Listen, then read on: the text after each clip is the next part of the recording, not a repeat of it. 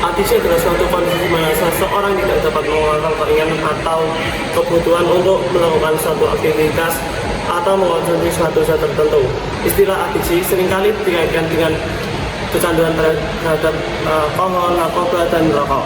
Namun, adiksi sebenarnya dapat terjadi pada berbagai hal, seperti game online, media sosial, belanja makanan, dan bahkan pekerjaan. Adiksi dapat dianggap sebagai suatu penyakit yang memengaruhi otak dan perilaku seseorang.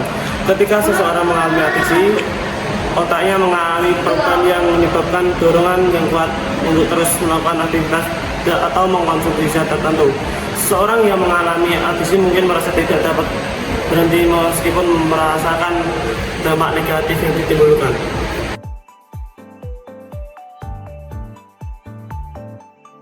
Oke, poin kedua adalah how does an addiction brain works?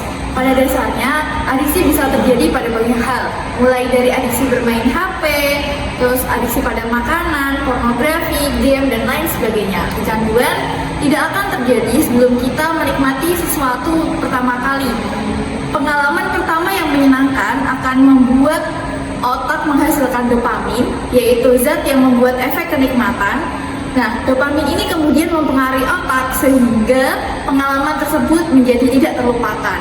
Akibatnya, individu akan berusaha untuk mendapatkannya kembali.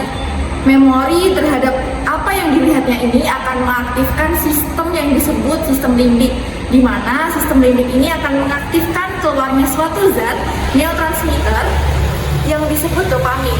Dopamin ini berperan dalam membangkitkan rasa senang, rasa penasaran, sekaligus rasa kecanduan. Setiap kali melihat, merasakan, mendengarkan, otak akan mengingat apa yang mengirim sinyal rasa senang. Secara alami, dopamin dialirkan ke PFC melalui sistem limbik, dan individu yang kecanduan mengalirkan dopamin secara berlebihan ke PFC. Karena terendam dopamin, PFC akan menjadi tidak aktif. Jika PFC ini tidak aktif, maka PFC akan mengerut dan fungsinya juga akan terganggu.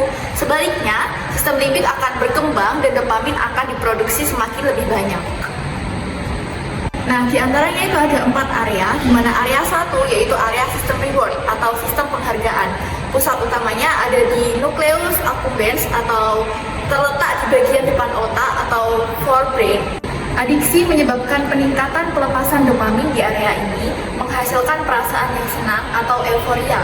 Hal ini memperkuat perilaku adiktif karena otak berusaha mendapatkan kembali perasaan menyenangkan tersebut. Nah, area yang kedua adalah area kontrol inhibisi atau pengendalian impuls. Korteks prefrontal, terutama di area DLPFC, itu juga dapat membuat adiksi melemahkan kemampuan kontrol diri dan pengembalian keputusan di area ini. Hal ini menyebabkan kesulitan dalam mengendalikan dorongan atau impuls untuk terlibat dalam perilaku adiktif. Nah, area yang ketiga adalah area pemrosesan emosi, di mana terletak di amigdala. Adiksi dapat menyebabkan ketidakseimbangan emosional, perubahan suasana hati, dan kesulitan dalam mengelola emosi. Kemudian ada area kognitif. Nah, terletak di hipokampus yang terlibat dalam pembentukan memori dan pembelajaran. Korteks prefrontal yang berperan dalam fungsi eksekutif seperti perencanaan, pengambilan keputusan, dan pemecahan masalah. Adiksi dapat mengganggu fungsi-fungsi kognitif ini, menyebabkan penurunan kemampuan belajar, terus memori, dan juga kemampuan berpikir.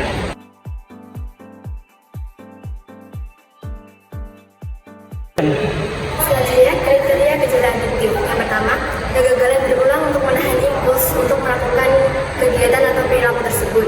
Yang kedua adalah meningkatkan rasa tegang saat sebelum melakukan perilaku tersebut.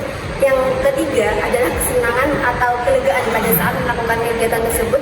Dan yang keempat adalah perasaan tidak memiliki kendali saat melakukan perilaku tersebut. Dan yang kelima dan terakhir adalah kegelisahan atau iritabilitas.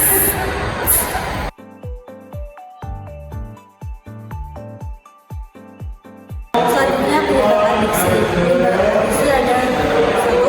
Faktor genetik. Faktor genetik dapat mempengaruhi kecenderungan seseorang untuk mengembangkan adiksi. Yang kedua, faktor lingkungan. Jika mereka memiliki teman sebaya yang menggunakan zat terlarang, mereka mungkin lebih rentan untuk terhadap adiksi. Yang ketiga, stres dan trauma. Pengalaman traumatis dapat menjadi pemicu bagi seseorang untuk memegang zat dan dapat memberikan rasa kenyamanan sementara dalam menghadapi stres. Yang keempat, faktor psikologis. Seseorang dengan masalah kecemasan, depresi, dan gangguan mental lainnya rentan terlibat dalam perilaku adiktif secara langsung dalam mengatasi gejala mereka. Yang kelima, pengaruh media sosial. Pengaruh media sosial ini menjadi adiksi yang mempengaruhi banyak orang saat ini. Seperti ketika kita ingin menghubungi teman-teman online, itu dapat memicu pengaruh media sosial.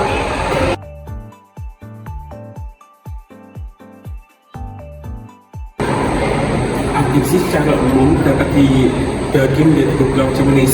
Yang pertama adalah adiksi non-fisik. Jenis adiksi ini terkait dengan kebutuhan fisik dan juga akan zat adiktif, namun lebih terkait dengan perilaku dan juga psikologis individu. Terjadi ketika individu terobsesi dengan suatu aktivitas dan kehilangan kendali atas perilakunya. Aktivitas tersebut memberikan kepuasan dan juga kesenangan bagi individu meskipun berdampak negatif pada kehidupannya. Adiksi non-fisik terbagi menjadi beberapa jenis. Yang pertama adalah kecanduan judi, kecanduan seks, kecanduan pornografi, kecanduan internet, kecanduan video game, dan juga kecanduan game. Yang kedua, adiksi fisik. Yang kedua adalah kecanduan adiksi fisik. Adiksi fisik terjadi ketika individu menemukan zat adiktif dalam kehidupan semakin besar untuk mencapai keadaan fisik dan psikologis awal. Adiksi fisik terbagi menjadi beberapa jenis. Yang pertama adalah kecanduan narkoba, yang kedua adalah kecanduan alkohol, dan terakhir adalah kecanduan rokok.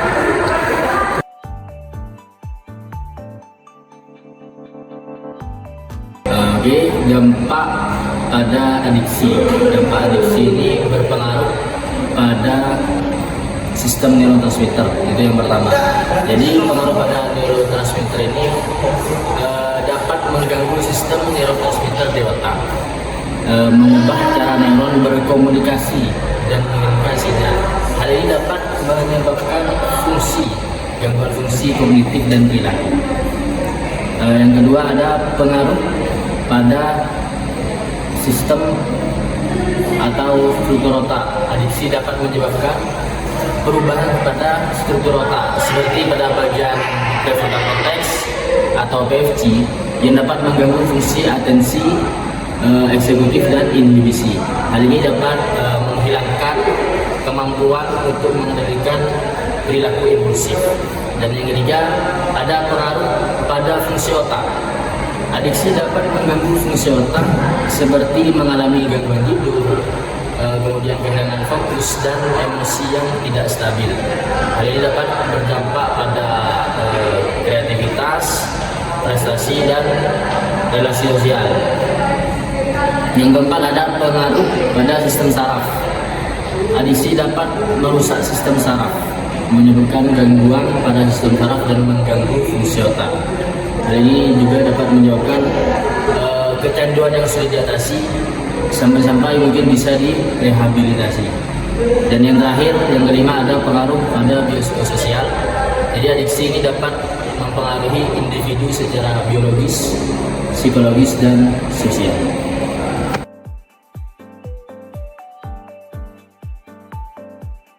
Pencegahan yang dapat kita lakukan untuk mencegah adiksi pada individu adalah yang pertama, kita dapat meningkatkan kesadaran. Kita bisa memahami apa itu adiksi, bahayanya, dan tanda-tandanya.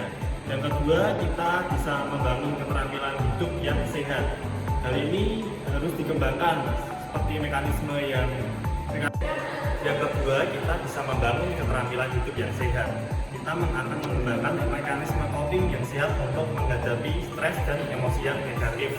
Yang ketiga, kita bisa melakukan pembangunan hubungan yang sehat, seperti menjalin hubungan yang positif dengan keluarga, teman, teman dan komunitas yang kita miliki. Dan yang keempat, kita bisa menemukan aktivitas yang positif. Kita harus melibatkan diri di dalam kegiatan yang positif dan bermanfaat seperti olahraga, hobi.